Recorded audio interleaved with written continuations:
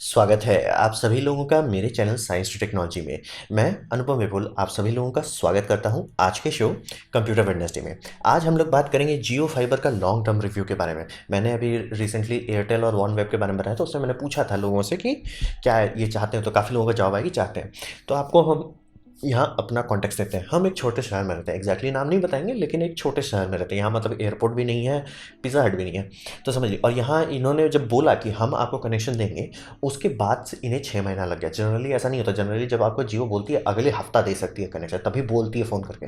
बात है हमारे एरिया में फाइबर गलत बिछ गया था, तो इसलिए उसको दोबारा रीडू करने में 6 महीने लग गया। तो आप लोग के पास अगर जियो का फ़ोन आता है तो जनरली ऐसा नहीं होगा, लेकिन ऐसा हो भी सकता है कई कई जगह पे कि या फाइबर उल्टा बिछा दिया या कुछ हौच पौच के चलते बहुत लंबा खींच सकता है। तो अगर आपको जियो का फ़ोन आ रहा है तो देख लीजिए कि कहीं और दे चुके हैं कनेक्शन, तब आपको तुरंत मिलेगा, नहीं तो थोड़ा संयम रखना पड़ेगा। कनेक्शन मुझे मिला था जनवरी 2020 में, तो आप समझ लीजिए ऑलमोस्ट मेरा 1 साल होने वाला है। और इंस्टॉलेशन के मामले में मैं काफ़ी खुश था। टाइम लगा, लेकिन वो टाइम फाइबर काट के स्प्लाइस करने में टाइम लगता ही है, तो इसलिए मैं उन गुस्सा नहीं हूँ। आए प्रोफेशनली काम किए, प्रोफेशनली सब चीज़ लपेट के चल दिए, कोई टेंशन नहीं है। और एक बात, जियो का हर कोई जितने लोग इस्तेमाल किए हैं सब खुश रहते हैं कि जियो का अप टाइम बम बम है। यानी कि ये कितनी बार डाउन होता है, ऐसा होता ही नहीं है। मेरे केस में गलत टाइम पे डाउन हो गया था, जिस टाइम लॉकडाउन स्टार्ट होने वाला था उसी दिन डाउन हुआ। जनरली जियो मतलब उसी टाइम फ़ोन करके ठीक कर देता है या मतलब अगले दिन, लेकिन बोला सर लॉकडाउन में फंस गए, हम क्या करें, मतलब कुछ हो गया था, कहीं स्नैक पड़ गया था, ये होता है। मैं इस बात पे नहीं जज करूँगा कि पूरा 1 महीना मुझे लॉकडाउन में नहीं था कनेक्शन में, क्योंकि उसके बाद कभी भी ऐसा नहीं हुआ कि डाउन हुआ। और जब भी हो रहा है मैसेज आता है डाउन हो रहा है, और तुरंत मतलब 15-20 मिनट में ठीक हो जाता है। तो अप टाइम के मामले, और ये पूरा यूट्यूबर्स में जितने लोगों ने लिया सबका ये कभी भी ये नहीं आता कि अप टाउन खराब है। ये भले होता है कि ये भाई कोई ट्रक तोड़ दिया या कुछ हो गया, जनरली अप टाइम से आप काफ़ी खुश हैं। यानी इस पे आप भरोसा कर सकते हैं कि हाँ मैंने स्विच चालू किया, क्या नेट चलेगा, हाँ चलेगा। तो ये मेरा रहा। अब बात करते हैं समस्या क्या थी, क्योंकि मैंने जियो पे पहले भी वीडियो बनाया जब मुझे कनेक्शन मिला था। तो हिसाब ये समझिए कि इन्होंने बहुत वियर्ड वियर्ड लिमिट डाले थे, मतलब कस्टमर की ले रहे थे कि अरे तुम जाओगे तो जाओगे कहाँ, और तो कोई ऑप्शन नहीं है, मतलब मोनोपोली जिसे कहते हैं। तो बहुत ऊट पटांग मतलब लिमिटेशंस था, और कचरा ये दे दिए थे, खूब सारा कचरा। जैसे कि राउटर है, राउटर ढंग का राउटर देने की जगह पे इन्होंने ये कर दिया था कि इसमें टीवी वाला सेटअप बॉक्स दे, जो कि कचरा था। तो हिसाब ये समझिए वो सबसे उतना परेशानी रहा, ठीक है एक्स्ट्रा कचरा दे रहे हो, क्या जा रहा है। बात क्या है कि ये अपलोड स्पीड में नौटंकी मारे हुए थे, क्योंकि आप लोग जितने लोग रिव्यू देखे 1 या 2 साल पुराना जियो फाइबर का, सबको मतलब वाइट राउटर बॉक्स है, ये सारे डेमो कनेक्शंस थे, मतलब जियो टेस्टिंग कर रहा था। तो जितनों को डेमो या बेटा से कनेक्शन मिला था सबको ये दे रहे थे कि 100 अप है तो 100 डाउन है, या गीगाबाइट अप है तो गीगाबाइट डाउन है, हमेशा दे रहे थे। तो सब लोग को वही लगा कि वही मिलेगा। जब कनेक्शन एक्चुअली मिलने लगा तो पता चला नहीं जी, हम तो आपकी ले लेंगे, आपको हम 10% देंगे, मतलब आप 100 MBPS डाउनलोड करें तो 10 MBPS अपलोड करेंगे। और अपलोड आज के ज़माने में काफ़ी इंपॉर्टेंट है। मैं यूट्यूबर हूँ, मुझे इसीलिए 250 MBPS का कनेक्शन लेना पड़ा ताकि मैं अपलोड कर सकूँ 25 MBPS पे। तो ये जेनुइनली एक नौटंकी था। ये सही लगता है जब ADSL इस्तेमाल हो। आप याद कीजिए, आप लोगों से जो लोग का उम्र होगा वो BSNL का पहले ADSL कनेक्शन आता था, एयरटेल का ADSL कनेक्शन आता था, वो सब इसी के कारण रहता था। उसमें ए का मतलब था एसिमेट्रिक। फाइबर में ऐसा कुछ नहीं होता। फाइबर में आराम से आप 1 GB का अपलोड और 1 GB का डाउनलोड दे सकते हैं, और आप दे रहे थे बेटा कनेक्शन में। ये आपने बाद में कस्टमर की लेने वाला शुरू कर दिया, वो बहुत बुरा लगा, मतलब चुभा कि भैया अपलोड हम नहीं कर रहा है। दूसरा, आपका जैसे ही डेटा खत्म होता था तो वो KBPS में उतार देते थे, मतलब आप समझिए 100 MBPS पे एकदम इंजॉय मार रहे हैं, और जैसे ही स्पीड खत्म हो, ऐसा भी नहीं कि अरे 10 MBPS पे आ जाओ, अरे 5 पे आ जाओ, नहीं, वो KBPS पे उतार देते थे। मतलब ऑलमोस्ट कुछ नहीं चलेगा, व्हाट्सअप चलने में रो देगा। तो ये तो बहुत ही ऊट पटांग चीज़ था। मतलब मैं एक्ट को मतलब बैंगलोर में इस्तेमाल कर चुका हूँ 4 या 6 साल के आसपास। अच्छा खासा था कि भैया नेट खत्म होगा 2 MBPS, और जैसे जैसे उनका प्लान बढ़ाते जाएंगे तो FUP भी बेटर होते जाता था कि मतलब, और एक पॉइंट के बाद 4 या 8 मतलब MBPS का FUP था, तो भाई कोई टेंशन ही नहीं था। और डेटा कैप भी काफ़ी कम था शुरू शुरू में, मतलब 500 GB था। 500 GB मैं काफ़ी नज़दीक पहुंच जाता। तो मेरा हिसाब था कि हम कनेक्शन लेंगे, 1-2 महीना टेस्ट करेंगे, उसके बाद साल भर का ले लेंगे, क्योंकि जिस टाइम ये मैंने कनेक्शन लिया था उस टाइम था कि अगर आप साल भर का पेमेंट कर देते हो, आप डेटा कैप डबल कर सकते हो या 2 महीना एक्स्ट्रा ले सकते हो। तो उस टाइम मुझे डेटा का ज़्यादा, क्योंकि मैं एक बार पहुँच गया था 480 के आसपास में, और वो जो वाउचर्स दिया जाता है 100 GB का एक्स्ट्रा वाउचर, बार बार आप नहीं ले सकते, तो मुझे शांति चाहिए था, तो इसीलिए मैं उसके पीछे सालाना वाला प्लान ले लिया। तो ये सब समस्या था जो सब लोगों को आया जियो के साथ कि भैया ये ऊट पटांग लिमिट आप क्यों दे रहे हो, कचरा यूजलेस दे रहे हो, और मतलब 10% अपलोड जेन्युइनली फ्रस्ट्रेटिंग था। और पोस्ट FUP मतलब यार क्या है, क्या मतलब फाइबर कनेक्शन होने पे KBPS पे उतार दे रहे हो। तो ये सब जेन्युइनली प्रॉब्लम था। और जो लोग बुड़बक बन गए, टीवी दे रहा है, टीवी लगाने लगे, उनका जैसे जैसे डेटा खत्म हुआ तब उनको सदमा लगा। तो मतलब ऐसा नहीं कहूँगा कि एकदम बम था। अप टाइम अच्छा था, लेकिन बाकी सारा चीज़ अच्छा नहीं था। लेकिन जैसे ही कंपटीशन आया, इनके होश ठिकाने आ गए। तो एयरटेल एक्सट्रीम का जब लॉन्च हुआ कि एयरटेल एक्सट्रीम फाइबर को लॉन्च किया जाएगा ढंग से और ये compete करेगा जियो फाइबर से, अगले दिन जियो फाइबर सुधर गया। अगले दिन मुझे मैसेज आ गया कि अब से जियो फाइबर मतलब ये हो जाएगा, सेम अपलोड सेम डाउनलोड होगा, मतलब सिमेट्रिक हो जाएगा, एसिमेट्रिक से सिमेट्रिक हो जाएगा। और आप इसीलिए देखिए मतलब पैम्फलेट जो है मतलब जियो फाइबर का नया पैम्फलेट है, सब में लिखा है सिमेट्रिक डेटा कनेक्शन। एसिमेट्रिक दे क्यों रहे थे तुम, पहले ये बताओ। तो मतलब सिमेट्रिक कर दिए हैं, वो आ गया। फिर आ गया कि मेरा कनेक्शन को 250 Mbps से बढ़ा के 300 Mbps कर दिया गया है। ये भी अपने आप हुआ, हम पैसा नहीं कर, हम पे कर चुके हैं, 1 साल का पेमेंट कर चुके हैं। तो ये सब सुधर गया। तो समझिए बैंडविड्थ का जो समस्या था, जो जिस कारण से मुझे इतना महंगा प्लान लेना पड़ा, उसकी ज़रूरत नहीं है। मतलब मैं आराम से अगले साल कम पैसे में अच्छा सा इंटरनेट इस्तेमाल कर सकता हूँ। फिर डेटा कैप को मतलब शायद इंडियन गवर्नमेंट कुछ कर दी है या कुछ पता नहीं एग्जैक्टली क्या हुआ, लेकिन हर जगह डेटा कैप को 3.3 टेराबाइट कर दिया गया। ये एयरटेल फाइबर में भी 3.4 टेराबाइट किया गया, मतलब एकदम रेस लगा रहे हैं। और इनका अब ये कर दिया कि भैया ठीक है, अगर आपका डेटा खत्म हो जाता है, पहली बात 3.3 टेराबाइट मुझे खत्म करने में दिक्कत होगा, और मेरा एक पिक्चर आता है 40-50 GB का, तब पता नहीं आप लोग कर क्या रहे हो जो खत्म कर दोगे। तो खत्म मान लीजिए कर भी देते तो 1 Mbps पर रहेगा, यानी कि व्हाट्सएप ईमेल ये सब आपका आराम से चलेगा। तो इसीलिए सब लोग कहते हैं कंपटीशन होना ज़रूरी था। मोनोपोली था, वो ले रहे थे कस्टमर की, करोगे तो करोगे क्या। तो जैसे ही आया एयरटेल, सुधर गया, लाइन पे आ गए, मैं काफ़ी खुश हूँ।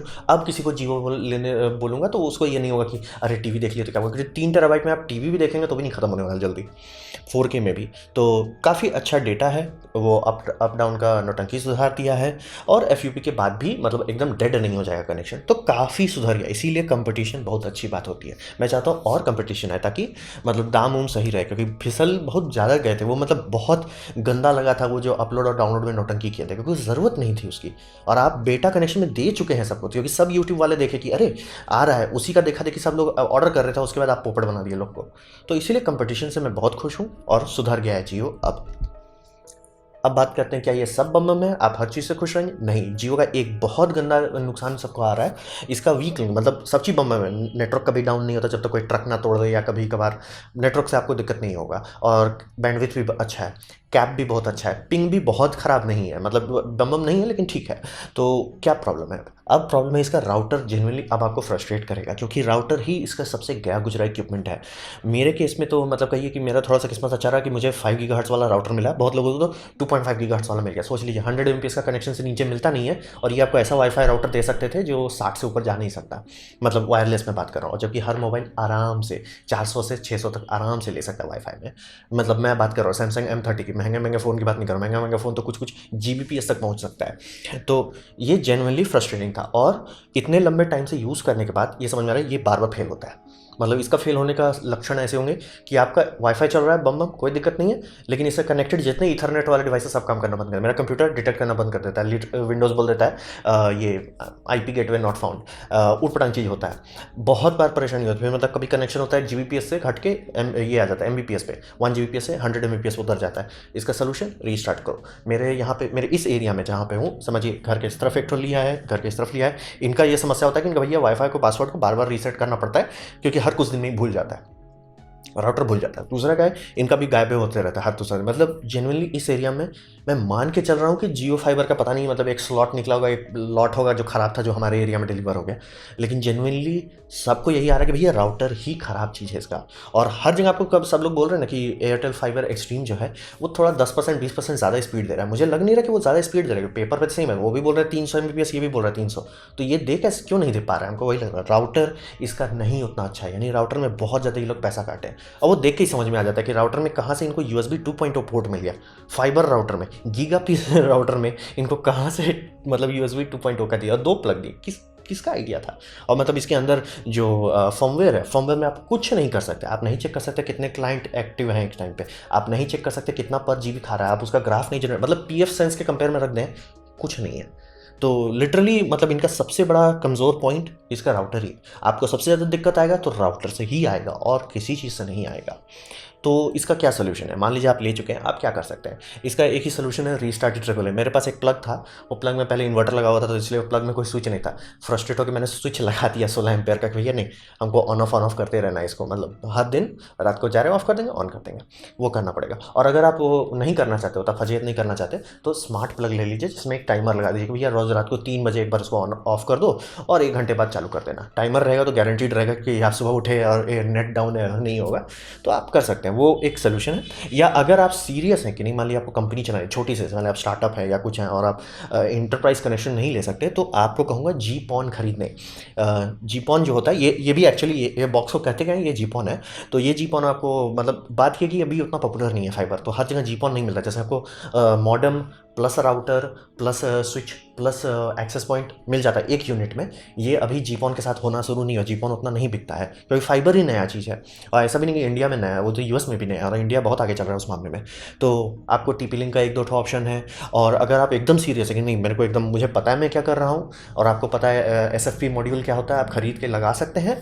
तो नेट गेट का एक ठो आता है, ये महंगा बहुत है और परफॉर्मेंस भी बहुत है, लेकिन आपको थोड़ा मेहनत करना पड़ेगा। तो ये सब कीजिए अगर आपको इससे छोटी कंपनी चलानी है या ऐसा जगह पे आप रखना चाहते हैं कि नहीं मैं भरोसा करके चालू करूँ, यही राउटर ही आपको सबसे ज़्यादा हेडेक देगा और कुछ नहीं। और प्लस इसका जो टीवी बॉक्स है, मेरे पापा बीच में मतलब रिटायर हो चुके हैं तो काफ़ी टाइम रहता है, तो बीच में टीवी शो देखना चाहिए यूट्यूब में, इसमें क्या बोलते हैं, जियो वाले बॉक्स पे हर, मतलब लिटरली हर दूसरे या तीसरे दिन में नॉट रिस्पॉन्डिंग, फिर रिस्टार्ट करो, ठीक हो जाता है। मतलब ठीक है, लटक नहीं रहा, लेकिन मतलब बहुत ही ज़्यादा लगता है कॉस्ट कटिंग किया गया था। मतलब इस सब में जो सिस्टम ऑन चिप लगाया गया है वो या तो अर्ली जनरेशन है, मतलब रिफाइन किए बिना डाल दिया गया, या बहुत सस्ता है।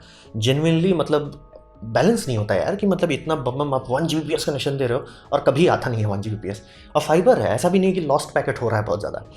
तो इसीलिए कमज़ोर कड़ी जो है इस पूरे सिस्टम में, पूरे एक्सपीरियंस में, आपका राउटर है।